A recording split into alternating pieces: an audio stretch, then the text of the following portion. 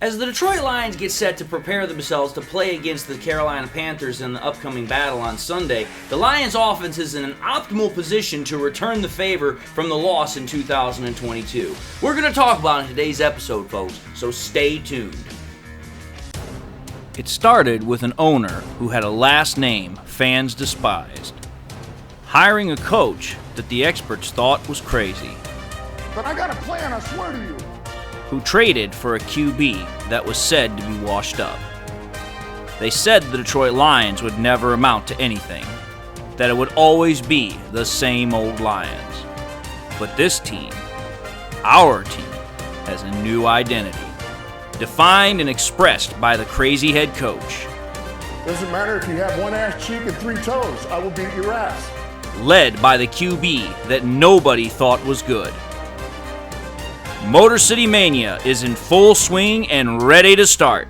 So join the show and be prepared for kneecap biting, because Motor City Mania starts right now.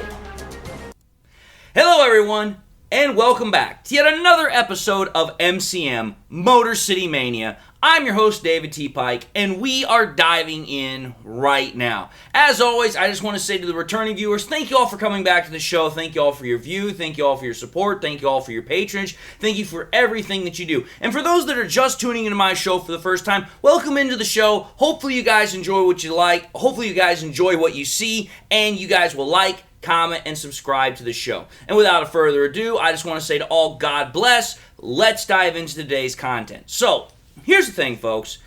When we think about this game that's coming up with the Lions and the Panthers, this is a game much like how with the Seahawks game earlier this year, this has been a game that a lot of Lions fans, and I guarantee you the Lions players and coaches have kind of had circled on their calendar ever since the schedule got released that, okay, this is one we want to play. Because again, much like how the Seahawks game was last year, it was a close game. The Lions probably could have won it, should have won the game, but they came up short. The same thing is true for this game against the Panthers, but it has an even much more deeper significance in the fact that the Lions lost that game, and that game ultimately was the reason why the Lions didn't make it into the playoffs last year. Because let's be entirely fair and honest here. The Lions were a playoff caliber team last year. Would they have probably won in the playoffs? Who knows? We can't really speculate one way or the other. But were they good enough to get into the playoffs? Absolutely they were. But that Panthers game was a real, a blip on the radar, so to speak. It didn't really fit in with what the Lions were doing throughout the rest of their second half surge, so to speak. But again, that was then, this is now. So let's think about this in the terms of what we have. The Lions are getting set to play against the Panthers here in literally a couple of days. And honestly, I'm telling you this right now. Even though the Lions are 3-1 and the Panthers are 0-4, I guarantee you this. The Lions players are not going to care what the record is when the Panthers come into town and play the Lions at Ford Field on Sunday. I guarantee you that's not going to factor into their mindset, and nor should it. Listen. The Panthers are a young team, but they are a hungry team. They are looking for a win. They desperately want to win. They are not just going to come into Ford Field and lay down for the Lions. The Lions are definitely going to come in there, and they're going to be like, okay, we know exactly what this team is going to do because this is the same type of a team that we used to be a couple of years ago where we were trying to win, but we just couldn't figure it out yet. That's exactly where the Panthers are right now. Well, here's the thing. When you take a look at this game, there are two obvious components that the Lions are realistically going to have to pay attention to, and that's the offense and the defense. Special teams doesn't usually play a factor in it, but there's specific things on both the offense and the defense that we need to take a look at. And in today's episode and another one, I'm going to be kind of looking at the generalization of both units and then start to get a little bit more specific with film breakdown and film analysis. So today is more of like a generalization episode about the offense, and then we'll have another one about the defense and also about the offense and defense in more of a specific mindset. So I'm trying to give you guys a little bit not only of a roadmap for today's episode, but also kind of for how this whole week's going to shake down a little bit. So without further ado, let's kind of break ourselves into this episode and, again, get to the nuts and bolts, so to speak, here. When we think of the Lions offense here, the Lions offense is pretty much doing exactly what it did last year. It's not necessarily operating at the same efficiency as what it did last year, but let's be entirely fair and honest. It's still operating at a pretty high level. And when you think about it, the Lions, and I'm going to put the stats up on the screen, and I'm not necessarily going to go into all of them as far as mentioning them, but you're going to pretty much figure out here really quickly what I'm trying to drive at. If you take a look at virtually almost every single statistical category that I've got up on the screen, the Lions are a top 10 offense that realistically only has one, maybe two areas that's not necessarily up to snuff. And realistically, that's in terms of rushing average and realistically in terms of penalties. But even that, it's not that big of a deal. It's just either slightly above average or slightly below average. Either way, the Lions offense is doing exactly what we expected it to do with all the weapons, with all the creativity, the explosiveness, the efficiency, the effectiveness. Whatever term you'd like to use, the Lions offense is doing exactly what we thought it to do. It's doing exactly what we thought it would do. Pardon me, I missed a word there. Now, here's the thing. That's the Lions offense. Now let's take a look at our opponent's offense on the other side of the fence, which would be the Carolina Panthers. Again, I'm going to put their stats up on the screen, but I really don't even have to talk about this before you kind of just see the stats as they roll by. The Panthers offense is not that good. I mean, if you take a look at the Panthers offensive rankings right now, the best ranking they've got out of all the stats I've got on the screen is tied for 16th, which is dead center middle in the entirety of the NFL. And that's only in terms of total first downs that they've gotten. Everything else is realistically all below average. Every single one of them. And some of them are dead last in the league, such as yards per play and penalties. The point of the matter is this. There is a clear difference, there is a clear dichotomy, if you will, between the Lions offense and the Panthers offense. The Lions offense, explosive, efficient, effective, as I was just saying. The Panthers offense couldn't be further from the truth. The Panthers offense is very sporadic, it's very inconsistent, and quite frankly, it's just not good. Now, to be fair, we have to kind of put this in context. The quarterback for the Lions is a seasoned veteran. He's been to the Super Bowl. He's a top 10 quarterback. You would expect that a quarterback of Jared Goff's caliber and all the weapons that Jared Goff has on that offense, St. Brown, Sam Laporta, Josh Reynolds, Khalif Raymond, David Montgomery, Jahmyr Gibbs, a top 3 offensive line, one of the best offensive coordinators in the entirety of the NFL, would have an offense like this. Whereas, when you take a look at the Panthers, the biggest thing about them is like, okay, here, you've got an aging wide receiver in Adam Thielen, who, while he's still good, he is getting old. Then you've got DJ Chark, who us Lions fans know, yes, he has the ability to be a burner and has that talent, but he's also injury prone. And then if you really take a look at the Panthers running attack, that primarily is kind of composed of 3 different backs and Bryce Young, which, speaking of Bryce Young, he's a rookie, so he's not up to the same speed as a veteran quarterback. So there's a lot of things that are kind of hampering this Panthers offense, whereas with the Lions offense, there's a lot of things that are surging it forward. So when you think about it, this is, as my title would suggest, when you think about the Lions offense, it's a nightmare matchup for most defenses. There's just simply not a whole lot of defenses that can run with this Lions offense, purely because of the fact of the depth, the talent, the creativity, the explosiveness. Take whatever term you'd like. The Lions offense simply is a problem for a lot of defenses. But for this Panthers defense, as I'm about to show, it's really a problem, especially when we just take a look at the generic stuff here, when we start kind of diving in further into the stats here. Because I'm going to show you guys all what the Panthers' defensive statistics kind of look like. Man, I try to get ahead of myself here. So, here's what I got to show you. Again, much like I did with the Lions and Panthers offense, I'm going to show you guys what the Panthers defense looks like in comparison to the Lions offense. Now, I'm going to say this right now. The Lions offense, as we just saw, is a top 10 offense. The Panthers defense, in contrast, is actually, statistically speaking and rank-wise, the better unit of the two between the Panthers offense and the Panthers defense. And I'm going to show the stats up on the screen. But the Panthers defense, realistically, I would kind of put it as a subpar kind of defense. It's not terrible, but it's not really all that good either. But it's definitely not the worst defense in the NFL. It actually has some statistical rankings and some stat outputs that are actually somewhat decent in terms of penalties, in terms of passing yards, and in terms of other things. So, while it's definitely the strength of the team, it's going to have a lot of issues, in my opinion, against the Lions offense, especially considering how multifaceted this Lions offense is and how there are so many different ways that this Lions offense can attack defenses. Now, I'm going to say this right now. Again, I am a statistical nut. I love to go over stats. I love to show the stats. I love to let you guys know, okay, this is how a team is doing. But here's what I'm going to say about the Panthers' defensive stats that I just brought up. Probably the best statistical stat that they have is their passing yards total. It's ranked 6th in the NFL. Now, some people will be instantaneously thinking, well, David, they've got a really good pass defense. Here's what I'm going to tell you right now. Again, we've already played 4 games in the NFL. This is now the quarter mark as we start moving into the next quarter of the NFL season. So again, what I like to do is I kind of like to take a look at how teams have performed against other teams in comparison. So I decided to tell myself, okay, I want to take a look at who are the Panthers' last 4 opponents, which, okay, that's the Falcons, that's the Saints, that's the Seahawks, and that's the Vikings. Those are the 4 opponents that the freaking Panthers have had over the last 4 weeks. I can tell you this right now. If you take a look at all 4 of those teams' passing totals in terms of their total yardage and in terms of their total ranking, only one of them has over 1,000 total yards passing, and only one of them is above average in terms of total ranking, and that's the Minnesota Vikings. Every single other unit is either 17th or lower. The Seahawks are ranked 17th, the Saints are ranked 21st, and then the Falcons are ranked dead last.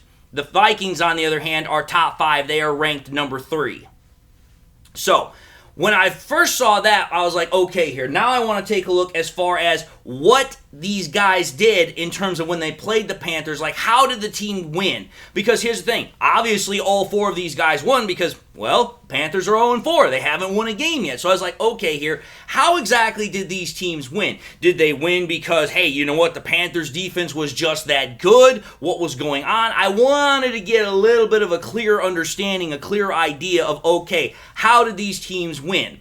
So, I went back to the Falcons game here. Pretty much what I got from the Falcons game was this. The Falcons offense really didn't do much of anything. If anything, the freaking Falcons defense was the reason why the Falcons offense was able to actually win that game for them. And here's what I mean. In that game, the Falcons defense got 3 turnovers on the Panthers, and Tyler Algier got 2 touchdowns, and Desmond Ridder threw 1. So pretty much for every turnover that the Falcons got, the Falcons offense was then in turn able to turn it into points. I'm not saying that's exactly how it happened in game. I'm just using a simple bridging technique to say, okay, 3 turnovers, 3 touchdowns, that's how they win the game. So, without the defense, we might be looking at a different matchup, a different outcome for the Panthers and Falcons game.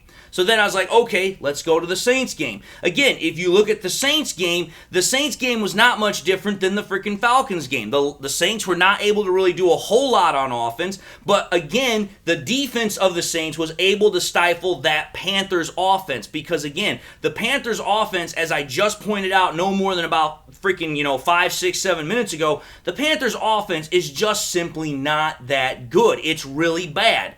And when you consider the fact the Saints have had one of the better defenses so far this year, it's not that hard to imagine that, okay, so long as the Saints defense played up to snuff, they were going to win that game, which is in part what happened.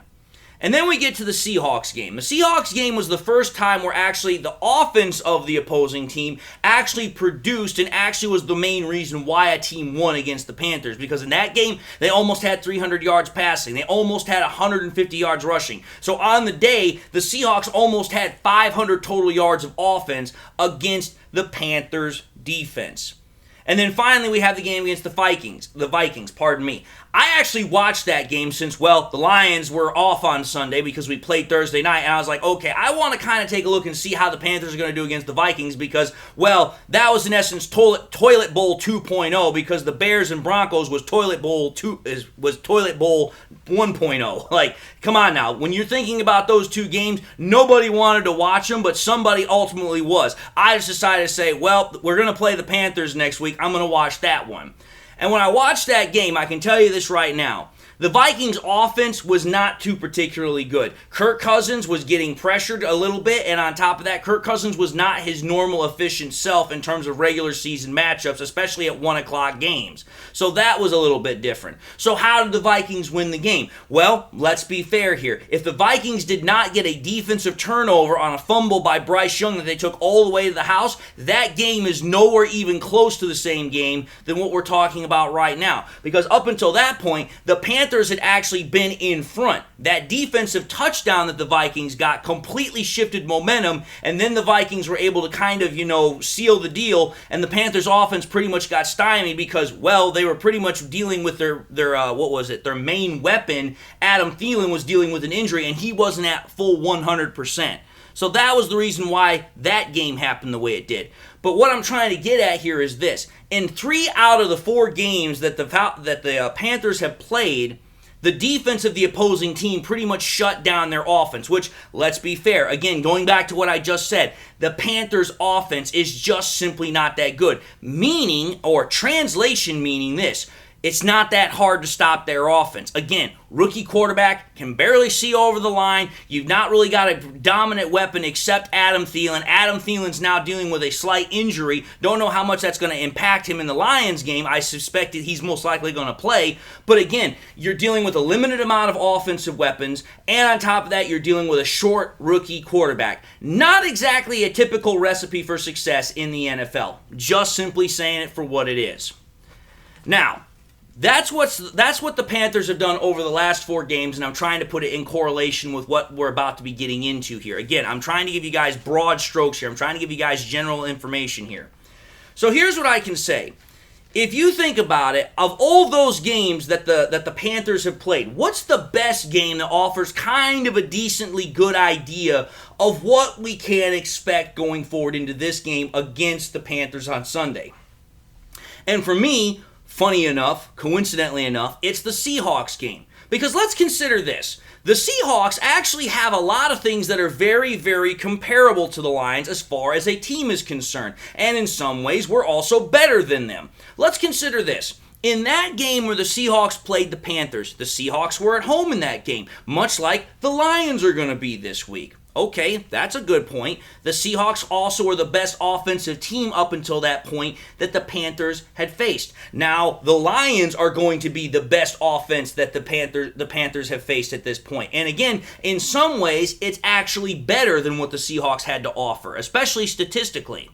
And then, finally, the Seahawks have a lot of different positional talent, whether it's at wide receiver, whether it's at running back. They've got the talent. Zach Charbonnet. They've got freaking K9, Kenneth Walker. They have DK Metcalf. They have Jackson Smith-Njigba. They also have freaking, Lockett. Like, they've got the talent. They've also got Noah Fant. I almost forgot about him. The Seahawks have all that talent as far as positional skill talent, much like the freaking Detroit Lions. The only real difference between the two teams in that regard is that the Lions have a much better offensive line, both in terms of starters and in terms of depth. Now, when we take all that into consideration, let's break it down just a little bit further. Let's compact it a little bit here. We know the Lions are going to play at home. I literally just said that. Well, now we have to think about this in terms of the Lions and how well they perform at home. Number one, we already know this for a fact. The Lions almost always play immensely better when they're at home. And this usually is typical for most home teams. But with the Lions, it's especially the case. Because the Lions, for whatever reason, when they're at home, it just clicks on and it is just running hot the whole damn game all the way through. And here's what I mean by this. Number one, let's consider the quarterback. Let's consider Jared Goff here. Jared Goff has a proven track record of playing at an extremely, almost top 5 level whenever he's at home. And if you realistically think about it, taking what Jared Goff does at home, because if I recall correctly, up until the Seattle Seahawks game that we had this year, he had not thrown an interception at home games in a long time. And again, he holds the record for the Detroit Lions in terms of touchdown passes in consecutive home games. So Jared Goff, as I said, has a very highly proven track record that when he's on his home turf, it is very hard to get him out of a rhythm. But here's the other thing I want to talk about here. When you think about this, the Lions' offense, as I said, has been predicated based upon the run game, but it's also based upon that run game opening up passing lanes and allowing a lot of wide receiver separation because it's going to force linebackers, safeties, and cornerbacks out of position biting up on the run. I want to show you guys this chart here from Next Gen Stats as far as how the Seattle Seahawks wide receivers did against the Carolina Panthers in their game. Notice where all the Seahawks wide receivers are at. If I recall correctly, almost every single one of them is outside the average separation of the entirety of the NFL. Translation meaning that the wide receivers of the Seahawks against the Panthers freaking cornerbacks were getting much bigger separation than what the average separation rate is in terms of yards for the rest of the NFL. What that means then is, the quarterback has a lot of wide open throwing lanes because the cornerbacks are not able to keep up with the wide receivers. That's a very handy piece of information that we're going to use when we go a little bit further into this. Now finally, talking about the Lions at home, there's one other piece of information I want to put out here really quickly. I took a look at the numbers here, going all the way back to 2022 for the Lions offense. The Lions currently, at this point, going all the way back to the start of 2022, they've played in 11 home games. Out of those 11 home games, the Lions have scored 30-plus points 7 times out of those 11. That comes out to a 63.6%. So, okay here. We already know the Lions play immensely better at home, both offense and defense. We know the Lions also have a literal bevy of production that comes out of Jared Goff whenever he's at home. That's another plus. And then, as I just demonstrated, we have scored 30-plus points over the last year and a half when we've been at home 63.6% of the time. That means that there is a very favorable odd that the Lions are really going to do what I think they're going to do, which, put it just plainly, they're going to dominate. And I don't mean to sound like a homer with that, but it's like, listen, you take a look at what this Panthers defense has done, it really has not been able to stack up against other offense, even some of the worst offenses in the league, such as the Saints and the Falcons. So for me, it's like, if you can't stack up against them defensively, what makes you think you're going to do it against the Lions that have a top 10 offense? Just stating the facts for what they are. Now, here are some of the reasons why I think the Lions are primed for a dominant performance from their offense in terms of this game that's upcoming against the Panthers. Number one, this is by far and large the best offensive line that the Panthers' defensive front is going to have faced so far in the year, and that's without a shadow of a doubt. The Lions have a top three offensive line unit. Now, granted, that offensive line unit has had to be shuffled a little bit. It's still dealing with some injuries. But again, even if our Lions offensive line is a little bit banged up, it's still better than anything the Panthers defensive front four has had to deal with on that defensive side of the ball. So that's fact number one. Fact number two, as I just kind of demonstrated a moment ago, this is going to be the best quarterback that the Panthers have faced so far in the year as well. And it's not even close. I mean, I consider Jared Goff better than Kirk Cousins. I consider Jared Goff better than Geno Smith, and he's definitely better than Derek Carr, and he's definitely better than Desmond Ridder. Jared Goff is going to be the best quarterback that the Panthers have faced. And again, when Jared Goff is on his home turf, it's not even particularly close. If I can put the stats all together to actually show you how good Jared Goff has been at home since the start of 2022, I'll do it. Now, that was point number two. Point number three, you have to take a look at the other side of this equation, the Panthers defense. The Panthers defense is banged up, especially in the secondary. They've got a lot of injuries in their secondary. Now, they do have some decent playmakers. I will bring that up. They do have an aging Justin Houston. They do have Brian Burns. So they have some playmakers. But again, when you compare that and contrast that with the Lions' offensive line and the fact that the Lions like to use the run to set up play action, what kind of negates those pass rushers a little bit, it kind of evens it out and still gives the advantage to the Lions in that category. So that's fact number three. Fact number four, we're going to get Jameson Williams back. And I literally just said this in an episode yesterday. I'll put that episode back up at the top on this side of the thing because I keep forgetting about that. But here's the thing, folks. Jameson Williams' speed on the field is undeniably an advantage for the Lions. And again, you have teams that are still trying to figure out how they were going to cover Jameson Williams from last year. And again, now they're getting their first taste of him this year, and they really haven't had a chance to see him do anything ever since he got suspended. So it's like having Jameson Williams back is kind of yet another X factor, along with all the other speed we have on the field in Khalif Raymond and in Jahmyr Gibbs. So again, Jamison Williams is yet another weapon that Panthers defensive secondary that's already dealing with injuries is going to have to try to account for, which is going to open up opportunities for everybody else. That's fact number 4. Then you have fact number 5. The running game of David Montgomery and Jahmyr Gibbs, particularly Montgomery, is going to be something that is, I think, going to make the Panthers' lives miserable. Again, if you go back to the Panthers' rankings in terms of rush defense, they're ranked 27th in the league. They're one of the worst rush defenses in the league right now. We know that Dan Campbell loves to ground and pound. We know he loves to run the ball. And why? Not only because it appeals to his style of coaching and play, but it also factors into how the Lions' offense likes to roll. Again, run sets up the pass. Run sets up the play action. Again, you go back to what I've talked about before. Jared Goff is one of, and in my opinion, the best play action quarterback in the NFL. Again, he was ranked number 1 last year. He's currently ranked number 7 this year in terms of passer rating. That right there means that Jared Goff's going to have plenty of opportunities off of play action, in my opinion, to dice up this Panthers defense.